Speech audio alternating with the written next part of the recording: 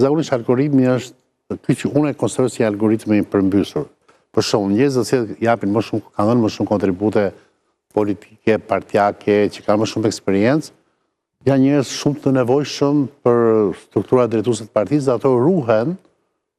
Më kujtohet ka pas qenë një digjitur dikur monument ruhet nga shteti. Unë do tha, ju jeni një lloj kuptimi monumenti që duhet ruheni nga partia dhe futen në listat e sigurta në mënyrë që t'u ketë për parlament, për debate, për artikulime, për komisione, për shumë gjëra. Jo, algoritmi Ramës është që juve që jeni më të vyrit, paktën nga ana e eksperiencës dhe volumit politik që keni dhënë në gjithë këto vite, juve jeni prapë në det të hapur. Mendon Rama gjykon që ju jeni shumë të rinj akoma dhe keni energji të pashteshme që mund të bëni si thua betejën deri në votën e fundit dhe në vendet e sigurt ka marrë shumë rioshe të cilët se ka parë një betejën elektorale. Sa mos i mësoni keq këta.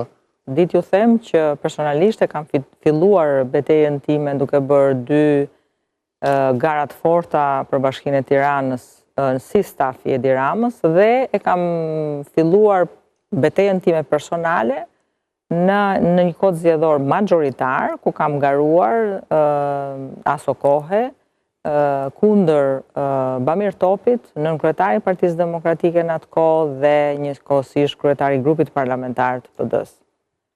Kjo është gaveta që unë kam gjykuar për shkak të eksperiencës personale që duhet të bëjë çdo njeri.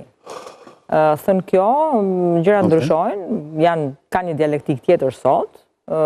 Megjithatë unë kam drejtuar 2 herë qarqe, pra kam që në krye të listave dhe një herë pjesë e listës sigurt, betejat i kam bërë njësoj, sepse mendoj që përgjegjësia ime politike, shoqërore, kushtetuese po të doni, është kaq e madhe dhe kaq e ndjerë sa pavarësisht se në cilin pozicion rri, vazhdoj të bëj të njëjtat beteja. Kështu që për mua është pothuajse indiferente fakti nëse jam në një listë të mbyllur apo në një listë të hapur.